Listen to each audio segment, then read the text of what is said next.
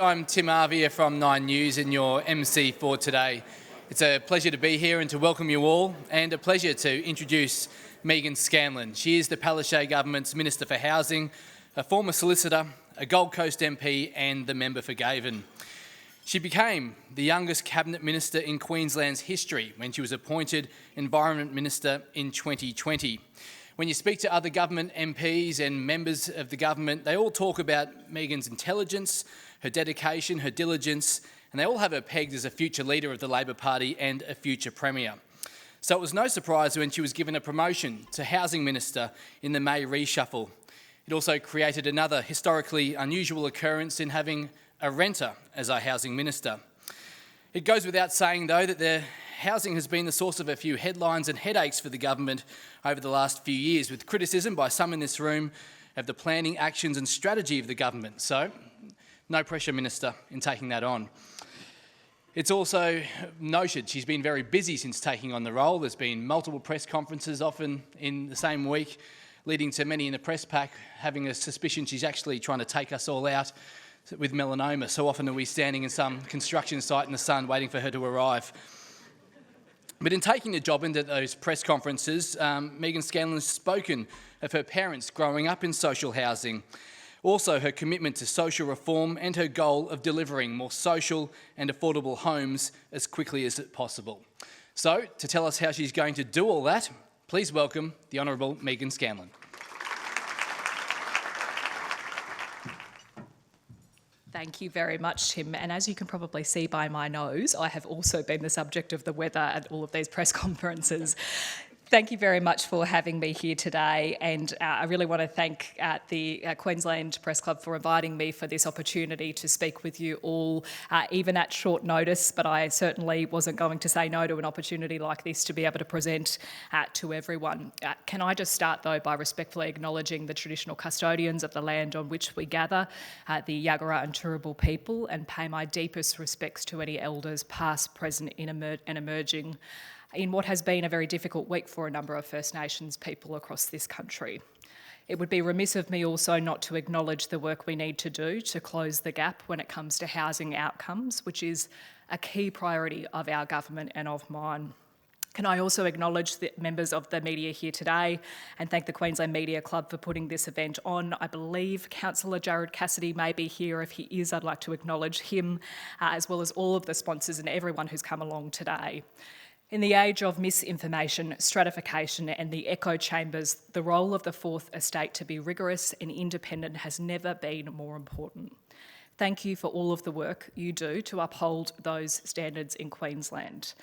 I want to manage everyone's expectations today from the outset and say that I am not launching the Queensland Housing Plan today, but I will give you a teaser and more broadly lay out the current housing situation, where we are now, how we got here and where we're going. When I was tasked with the housing portfolio earlier this year, I did wonder who I had offended. Only kidding, but I am certainly not ignorant to the enormity of the task. And for me, as Tim mentioned, this portfolio is personal.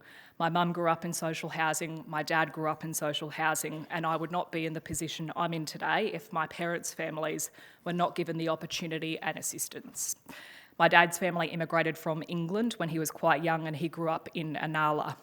Now, unfortunately for my personal political fortunes, he moved to Labor heartland, the Gold Coast. But my mum grew up in a little town of Moe in the country of Victoria, in a government housing home, 3 bedrooms for 6 children and 2 parents. I grew up knowing the life-changing impact that government investment and that social reform can have. Both of my parents went on to work in the public service, my dad in the Queensland Police and my mum for the Department of Human Services in Centrelink. They would often voice their frustration at politicians not listening to those on the ground. And so in the last few months, I've made it my mission to visit and listen to a lot of Queenslanders, from housing service centre staff, frontline homelessness workers, builders, the property sector, social housing tenants, renters, and even people just doing it a bit tough. What I've heard is a complex set of challenges, but also optimism about how we can chart a way forward that puts people back at the heart of our housing system. To begin with, I'll take the opportunity to be completely transparent and outline the facts in Queensland as they stand today. Right now, we have 75,311 public and community housing homes in Queensland.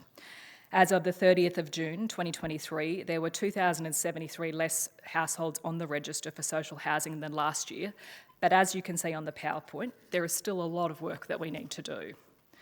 This year, we've funded 90 separate organisations to deliver 194 specialist homelessness services who have helped 45,000 Queenslanders who are doing it tough. And because we've lifted funding for these organisations, those services have been able to help 5,000 more people than those who sought help back in 2016 and 17. Together with these services, last year we provided more than 1.6 million nights of accommodation for people experiencing homelessness. On the rental front, in 2022, we saw more than 24,000 households having more than one rent increase in a year. Queensland's rental vacancy rate also remains incredibly tight, sitting at 1.07%. Homeowners have also been hit as mortgages have soared, with 12 changes to the RBA cash rate since May 2022, putting especially new homeowners under pressure. We've seen the highest net migration than any other state in the country, particularly from interstate. And of course, we don't blame them. It's a beautiful place to come, but that's put pressure on the system. And we also know that the way that people are living has changed significantly, with the average household size decreasing significantly since 2015, meaning we needed another 77,000 dwellings to accommodate the very same population. That is more than 2 years of typical construction just from the change in household size. So it begs the question, how did we get here? Well, it certainly wasn't overnight. And the truth of the matter is that the current system has left some people behind. One of those groups are people in my generation. And while I will never profess to be in the same situation as many of my peers, there is no question that the prospect of home ownership is more out of reach than it was for the previous generation. And while this has been a long time coming, it has been compounded by a global pandemic.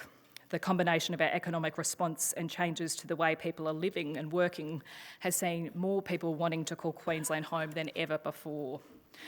Ratcheting up that pressure was the previous federal government's decision to discontinue the National Partnership Agreement on Remote Indigenous Housing. This was a program that between 2008 and 2018 saw the Australian government commit $1.126 billion and the Queensland government invest $618 million in remote housing. It had a material impact in closing the gap in housing outcomes in remote communities, and you can see that in the data. And despite that, there has been no replacement program at a federal level. Without the funding, we are asked to do more with less. In a constrained construction environment, in a decentralised state like Queensland, where homes in places like the Torres Strait and Mornington Island can cost upwards of $1 million. During the pandemic, the Morrison government also diverted effort in the construction sector to a stimulus program that didn't build any new social homes. Instead, the Home Builder program gave handouts to people with money to do up their decks and kitchens. This decision was described by National Shelter at the time as negligent. This policy failure is still being borne out in the housing system, with more than 54% of vacant properties in Queensland being out of the housing market because they are under construction, being repaired or renovated. And to add insult to injury, the former Commonwealth also abandoned the National Rental Affordability Scheme with no genuine replacement, taking 10,000 affordable homes in Queensland out of the system. And I'll have a little bit more to say on that later. Now, I'm not just here to bag out the LNP, although that is a prerequisite, I think, sometimes of all of us in these political positions. It's my commitment that we will not stop advocating for Queensland's fair share, no matter what the colour of the government is in Canberra. That's the approach I will take to our negotiations in the forthcoming National Housing and Homelessness Agreement. There is some good news from Canberra with the recent passage of the Housing Australia Future Fund and the delivery of the Social Housing Accelerator program, which is delivering almost $400 million in funding upfront to Queensland. And I want to be clear that this investment is fantastic, but it must be the beginning, not the end, of the Commonwealth's engagement in solving the housing puzzle. Now, I hope some of that paints a clearer picture of the challenges that lie ahead and also the context that we are dealing with here in Queensland. But I want to tell you what we're doing about it. Since 2015, our government has delivered, on average, 10 new homes each and every week. In fact, Queensland has been the only state to increase our portfolio of public housing in the last 10 years. We've also seen an increase in the number of community housing properties, with even more money available to that sector than ever before. And as national housing pressures have accelerated, so have our efforts. This week marks a year since the Queensland Housing Summit, where we brought 200 diverse voices together to help think outside the box about how we can take on this problem together. And I want to acknowledge that there are people in this room who were at that very event at the time. Of the 51 outcomes agreed at the summit, we've completed 24 and the rest are underway. The work that we've been doing through the summit and as we lead to the development of a new Queensland housing plan can be broken down into 4 key areas.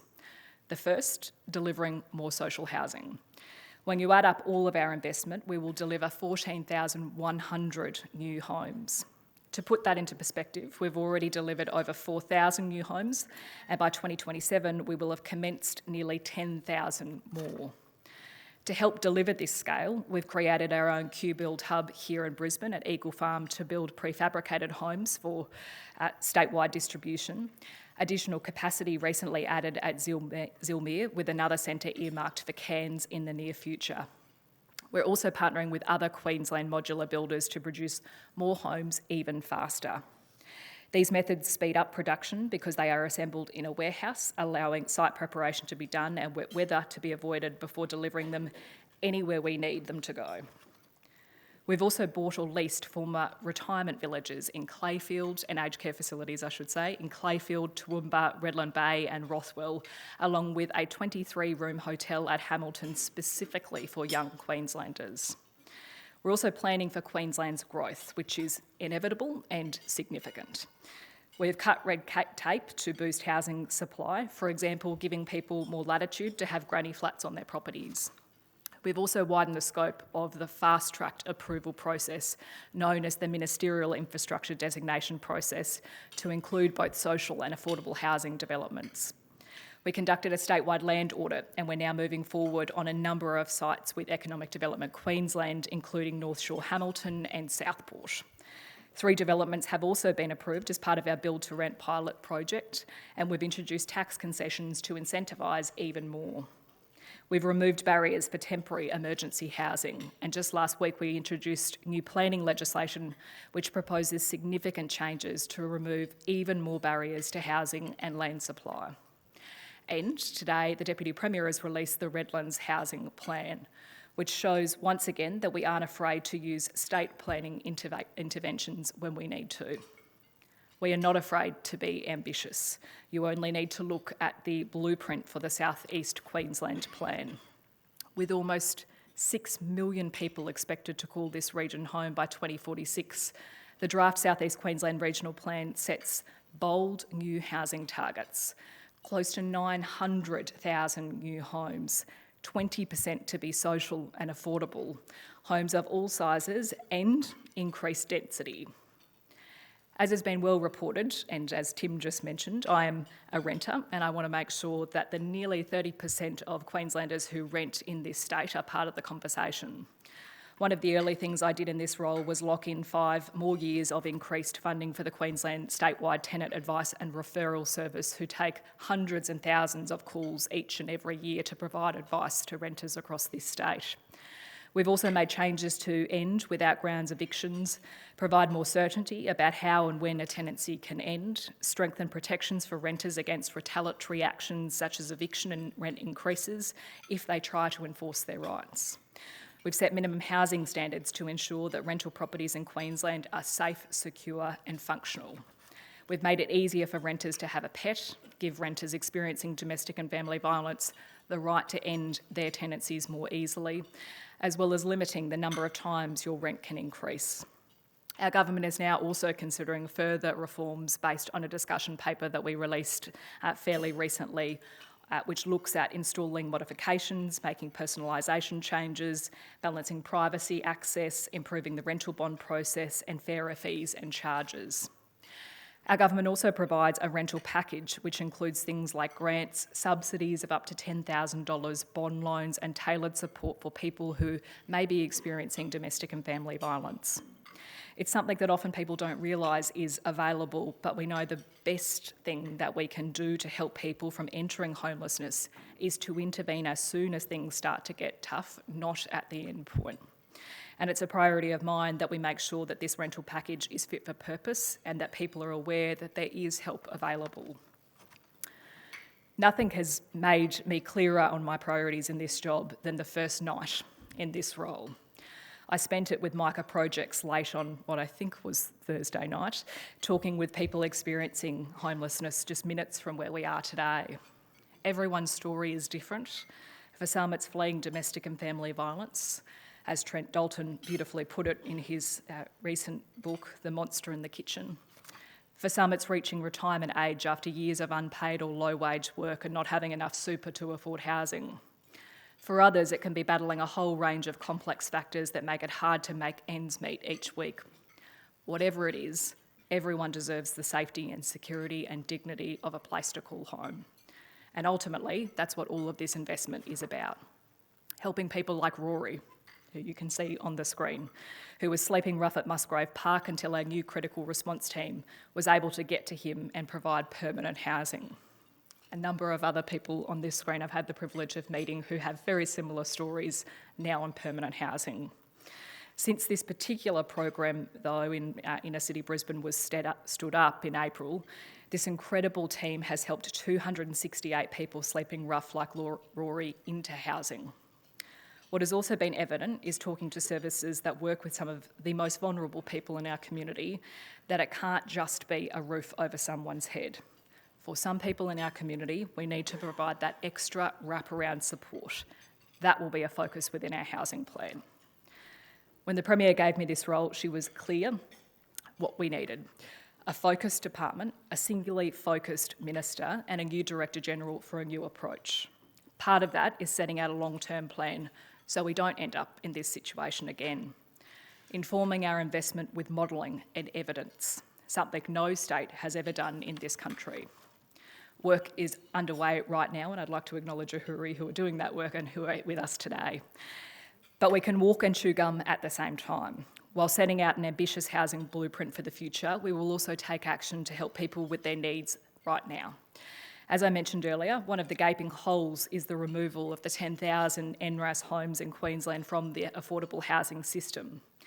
As of mid this year, there are 4,841 homes left in that system, with all of those properties built under this scheme to exit by the middle of 2025.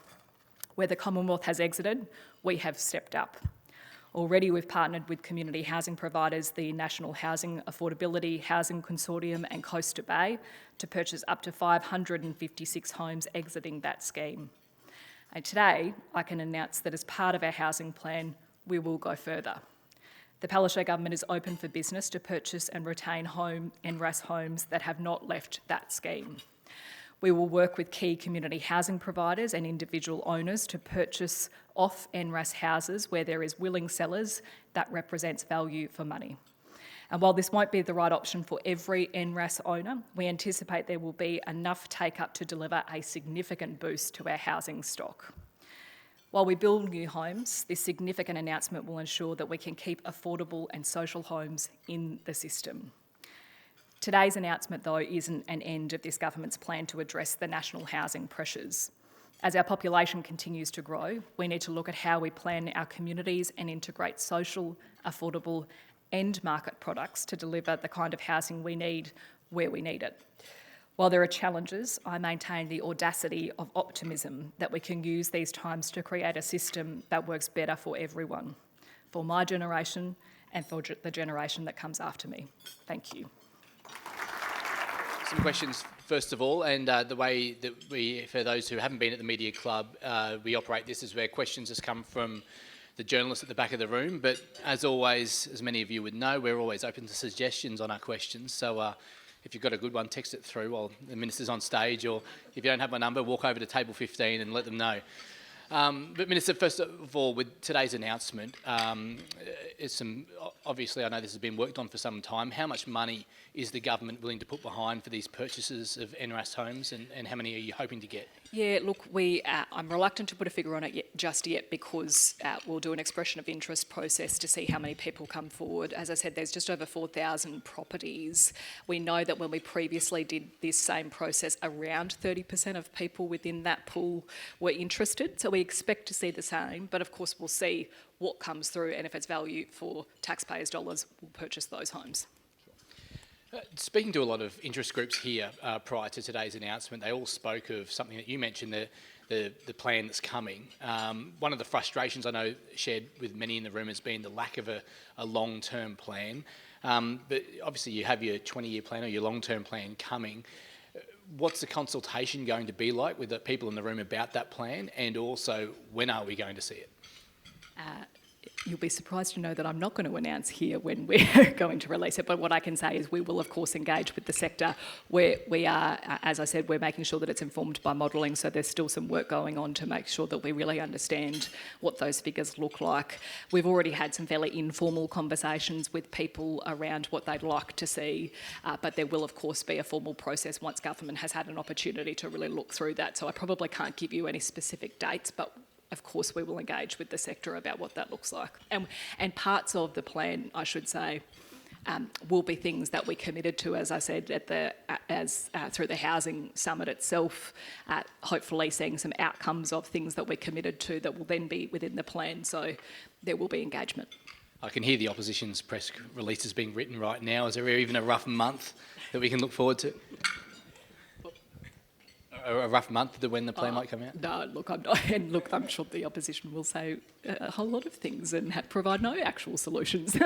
I don't do my work based on what they're going to say.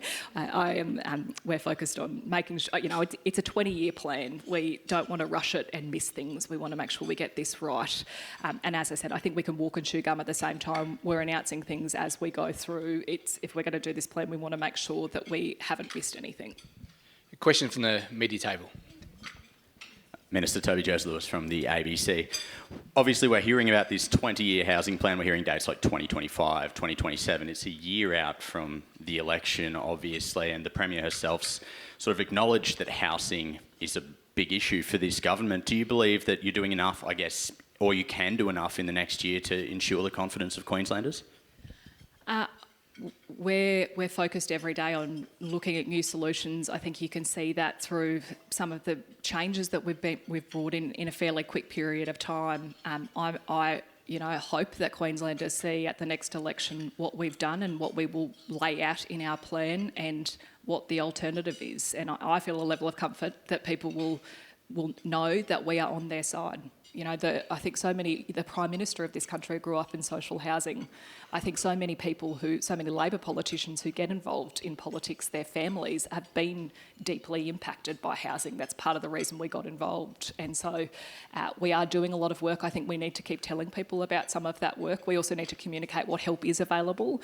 When I came into the role, there were aspects of the portfolio that even I didn't fully appreciate. We offered some of that support. And so I think we have an obligation to make sure that we tell people about that so that it helps them, but also that we articulate what our long-term plan is, because there's a lot of people who are doing a lot of hard work, and it was discussed at the housing conference last week. There is no single bullet, but if we can outline a plan that gives people confidence, I'm hopeful people will see that we're doing everything we can to try and get ourselves out of the situation that we're in, and that we chart a path forward that takes care of everyone. Thanks, Minister. Matt Deneen from Brisbane Times. You and others have emphasised the constraints on the construction supply chain pressures and the I suppose, impact that's having on building new homes.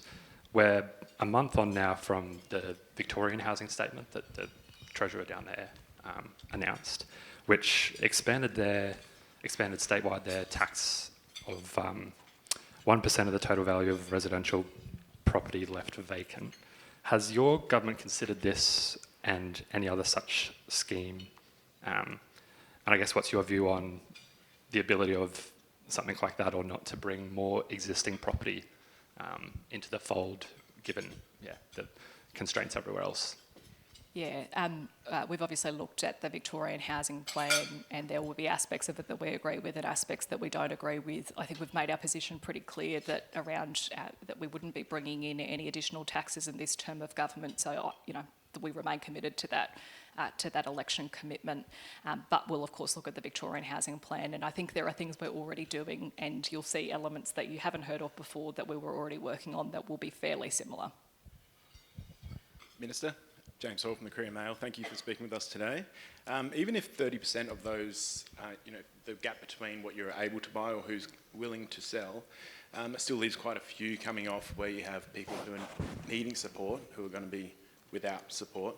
How do you address that gap? I mean, there's quite a few, hundreds of people needing help. And then how do you build more, which is, I guess, the view of a lot of people in this room. They need to see that. No, a good question. I suppose we would encourage anyone who's willing to sell to us to come to government, and we are keen to purchase those homes. Of course, there will be others where people decide that that's not for them. In that case, we would engage with those tenants to make sure they understand what other supports are available. In some cases, those tenants are eligible for social housing, so we would then look at whether we can provide them with a home elsewhere. In other cases, they might not be eligible, but we might be able to provide them with other supports. And I know that there are circumstances where we have done that for people who have exited the system but needed an extra bit of help. So we're doing that with them. But obviously, our big focus is on delivering the big build, and there are challenges at the moment on doing that. There is a constrained construction industry and constraints on the supply chain side as well, which is why we're looking at those modern methods of manufacturing and even other opportunities that might be out there to try and scale up supply quickly. And the other thing I should mention too is working with developers, where we were just in Logan the other day where there was a development where we were able to purchase from them. In other cases, we're purchasing some properties, so you've got a bit of salt and peppering of social, affordable and market housing. We're looking at all of those different options to try and scale up supply and really leverage on all of those other investors who are in the market. A question, I guess, around when you talk about those mix of housing opportunities. We've seen in other states, in Sydney, Melbourne in particular, problems where essential workers, professionals who are needed, like nurses who might not be highly paid, often can't afford to live where they're needed to work. How is the government looking at developing a strategy around essential workers going forward, having watched what's gone on in other states and watching our housing market get more and more expensive? Yeah, there's a couple of different models that we're looking at, and obviously as part of the South East Queensland Regional Plan, we've set on a target, and the Planning Act itself has a regulation that defines what affordable housing is. There's different ways you can do it. You can say to a developer, we'll let you exceed, some of the normal requirements within the code on the condition that you provide affordable housing. We can also directly invest, and we do that through the Housing Investment Fund, where we basically just pay what the gap is. There's also opportunities, and I know Victoria has done this, where they've set out some pretty clear expectations for state land, and we've started to do that with some of those EDQ sites, where we've said, right, well, on this block of land, we think that we could do a private development, we could do a social and affordable housing development, and then maybe a mixture. And so we're looking at all of those different options. I don't think there's one single answer around how you do what I think a lot of people would define as inclusionary planning, and it was a commitment we made to look at inclusionary planning as part of the Housing Summit. So all of that detail is being worked through. You can kind of see we're doing elements of it already, but how do you make sure that there's a sort of statewide policy that makes that clear to everyone? Is the government developing a strategy for housing around the Olympics? Historically, we've seen Olympics in other parts of the world where people are displaced, especially people on lower incomes. We saw that to some extent before Expo 88 with the gentrification of a lot of inner city areas. What's the government doing in that space? We are, and I live on the Gold Coast, and the Commonwealth Games was an opportunity where we did this, and actually there's a whole lot of programs that now exist where we connect with lots of services that really came from the Commonwealth Commonwealth Games in really strengthening some of the systems. So I think there's things that we can learn from the Commonwealth Games in the way that we deliver the Olympics and do that in other areas of Queensland. But of course, you'll remember that the Premier announced, I think at estimates, we're looking at how can we get some of those athletes' village developments online quicker so that we can provide them as housing. Obviously, they'll be used for a limited period of time for athletes during the Olympics, but they'll provide a legacy, and if we can bring them forward, we're looking at ways to do that. Any other questions from the media table? Hello, Eden Gillespie from The Guardian. The government has announced that it will review the income limits for social housing, which is the first time that that's happened since 2006. Can you provide us an update on that and if you're going to commit to raising that threshold? Yeah, a good question. We've committed to looking at that. I thought that it would be a simple answer, but I'm told it takes quite a bit of work to work through what that threshold should look like. So we will work through that and respond to it either sort of end of this year, next year, and it, of course, we'll engage with the sector as well because I'm sure they'll have some insights, and we're committed to do that. It sort of tacks on to some of the other work that we were doing following on from the Auditor General's report. We were hoping to connect it, but I don't know whether we'll have all of that detail to be able to land that at that point. But end of this year, early next year, we should be able to provide an answer around what that eligibility will look like. Thank you, Minister. Mackenzie Scott from the Australian newspaper. So we have some pretty ambitious housing targets from the Fed down around the country. Talking to a lot of developers in southeast Queensland, they're telling me that the biggest competition isn't with each other, it's with the government to get a builder. What sort of balance is there that can be struck, particularly to be able to build projects that are affecting the more affordable end of the market? The QBuild prefabbed homes is one example. We're open to different ways that we can package up some of our projects if that appeals to particular tiers of developers. There is a lot of work happening in Queensland. We're not going to stop the construction, though, of hospitals and roads because they are also really important, but we're looking at ways that we can try and make sure that we support those different elements of the construction industry where there might be a bit of capacity. But we go out for open tender processes. People can put forward the fact that they want to do that work. Sometimes they do and sometimes they don't, and they don't do it at competitive. They might not do it at competitive rates, and of course we need to look at all of that when we're delivering these projects and ensuring that we hit all of those other really important targets like people, them utilising supply chains within Queensland. All of that stuff I think is really important, but we're looking at ways that we can try and utilise any of that unmet potential that's out there. Must be a huge concern for the government, though, that costs could massively blow out because we are seeing that in the private sector as well. We're seeing that there's not enough tradies, and we're seeing some of the conditions that they're getting through BPIC on. They're great for if you're a worker, but if you're someone who wants your house redeveloped or you're a developer who needs to get something done to project and to scale and to cost, it is going to be difficult, isn't it? Oh, I think it's a challenge at the moment. The only thing I'd say to that, though, is it's important that workers working on these sites also get a fair pay so that they can also live somewhere. So I think that's an important part of the conversation. I think we just need to make sure that when we're delivering these projects, we're looking at areas that we can either piggyback onto other projects or where we can deliver some of those prefabricated homes in communities where we know it's really, really tight. I know in particularly remote and regional communities, we are struggling to find construction workers in those areas, and that's where we're prioritising those prefabricated homes to go to because we have the space in other areas. And that's the advantage of government doing this work because we're looking across the state. We're not one individual organisation just working in isolation in a particular community. We can really look at how we're making sure we manage that system effectively.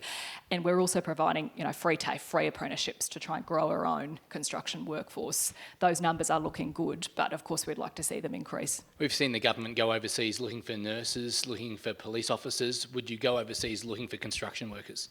I think we need to be careful that we don't create another problem for the housing system. There's of course requirements based on skills that the federal government already looks at when it comes to immigration. We will look at opportunities that are available. I'm just not totally convinced that doing that fixes the problem, you might actually add to the problem by trying to fix it. And I think there's ways that we can grow our own workforce and incentivise people to get into the industry. You know, I've had conversations with the union movement about how do we get more women involved in the construction industry. There are, as you said, you can get paid fairly well in the construction workforce. So how can we get other people to participate in a sector that we need people to work in and that's beneficial for them as well? More questions to the media table?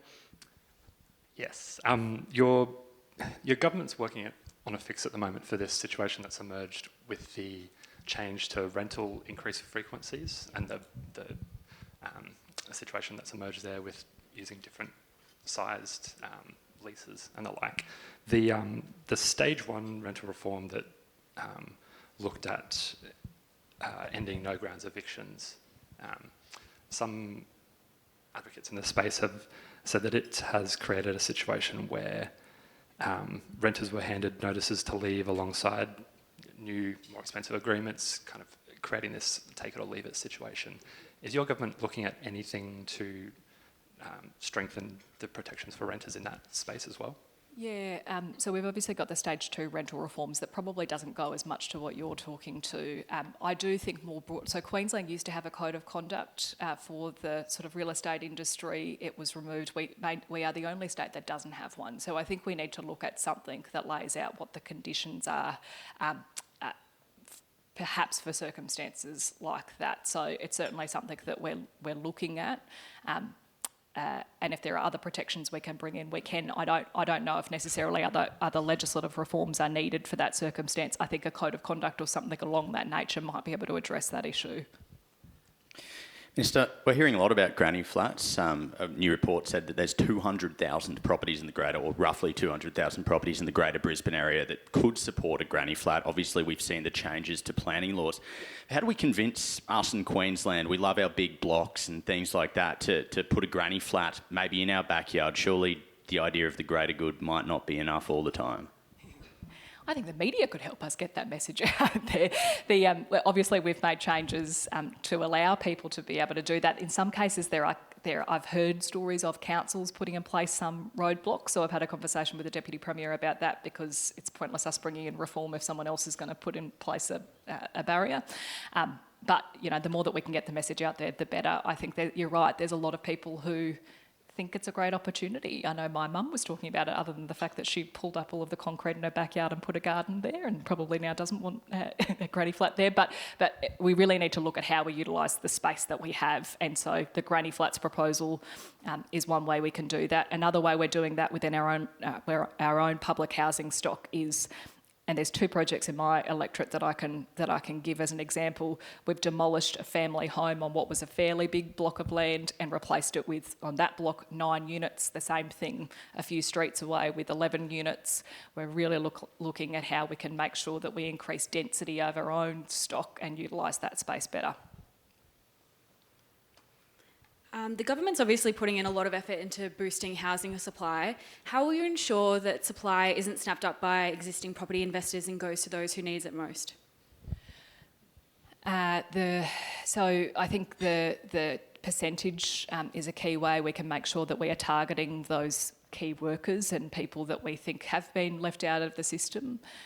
We're working through that detail at the moment, and I think, you know, social housing has a really strong role to play, and so I think you'll see increasingly more work happening with my department and at the Deputy Premier's department. We now have the remit of affordable housing, and so that, you know, the Department of Housing traditionally just built public housing and provided funding to community housing and had partnerships. That's changed. We now have the Housing Investment Fund. We've got a broadened remit to talk about affordable housing with state development, with EDQ, and making sure that in our planning system we are thinking about key workers and people who are on lower incomes but aren't eligible for social housing, and we need to make sure that the system provides a home for those people. Hey, me again. Just one on the Housing Investment Fund. We've just heard or seen a quon that the Redcliffe property has been delayed by another year. There's a lot of criticism, obviously, from the opposition about the delivery of properties with that fund. Is that fund working as you would have hoped? Yeah. Look, no one is immune to a lot of the housing pressures right now. I hear the opposition criticising us for that fund, and they oppose the very same fund at a federal level, so I think it's all a bit hypocritical. This fund was the first of its kind in Queensland, so it took a bit of time to establish. We're working with community housing providers. You know, I hear Tim Mander and David Crisafulli talk all the time about how they'll work with community housing providers. That is literally what the Housing Investment Fund does. And, you know, sometimes those community housing providers run into the same barriers that government's running into, not being able to find a builder, having supply chain constraints, having to get other different types of council approvals. There's a whole range of different pressures on both us and community housing providers. What I'd say with the Housing Investment Fund, though, is the money is there. It's available. We're working with the sector. We're trying to leverage investment from super funds and institutional investors, and you're seeing projects coming up off the ground. I was just with Eloise from Brisbane Housing Company, which is where you got sunburnt the other day, Tim, sorry, at one of the projects that's being constructed in Stones Corner. There are projects under construction right now, so I think people can see that the Housing Investment Fund is delivering and will deliver many more in the future. That Redcliffe development was due to be completed in September next year, I believe. It's now 2025. Can you tell us what were the actual difficulties in that project? Yeah, and look, again, it's not a project that's managed by government. It is managed by the community housing sector. There's a whole range of... So that particular project, I understand there were a couple of barriers around some of the financing agreements more broadly across the whole agreement that we put together. Builders is a challenge right now to get people on site, and you need to get relevant approvals. Sometimes when you start a project, you think it's all ready to go, and there might be some barriers that you run into along the way. I don't think we can let one project that's been delayed take away from the fact that this is an amazing new fund that is delivering homes right across the state, and that project will start and it will finish, and it'll provide a home for people who really, really need it. There was money put aside in the budget for a anti-NIMBY campaign, so to speak, to sort of educate people around the need for densifying in suburban areas. How is that going, and sort of what will that look like more broadly? Yeah, so that we got an update at the most recent South East Queensland Mayor's meeting where we were talking about the plan itself. I know there's been a bit of work done already in some of that research, and I think we're engaging at the moment with local governments just to get their input and advice, and we'll run that campaign fairly soon. I can imagine it will probably start running at the time that we release the final plan, because we're in the draft phase. I don't know whether it would be logical to put that out right now, but there is a team who are working on it, and I think it's really important that we communicate with people about the fact that you can have beautiful communities, open spaces, thoughtful design with density. If we're going to house the people who are moving to this state, we have to go up and not just out. And I think we can be thoughtful about the way that we do that. Minister, I guess one criticism has been, again, as we mentioned, about the lack of a long-term plan, but also policy on the run. And I guess it's debatable. We may have seen a bit of that with the rent caps announcement, which then led to that loophole where renters were actually being evicted. Can you give us an update about where is that up to, and with that loophole, and has it been closed? Yeah, so that particular legislative change, to be clear, it's pretty consistent with almost every other state in the country, so it wasn't like we were doing something on our own. We probably were the first state, though, to move and try to address the loophole that people were taking advantage of. I'm hoping that we'll tack that on any change that we make to the Stage 2 rental reforms. We just went out for public consultation. We've had that input provided back into government, and so we'll have something to say on that fairly soon. The proposal we put out was that essentially you attach the limit on rent increases to the property rather than the rental agreement. I know Victoria's put out their housing plan that suggests something slightly different. But we are just making sure that whatever we do doesn't create any other loopholes that people will take advantage of. I think it's difficult in this space where there's economic gain to be made, and so you will always have people trying to find ways to make a profit. It's our job to try and make sure we can make that as tight as possible, and we're hoping to do that through Stage 2. Well, thanks very much for your time today. Appreciate that. Is there any last questions from the media table? Anyone got a desperate zinger at the end? Nope. I'll let the Minister go. Thanks again for your time. Thank you.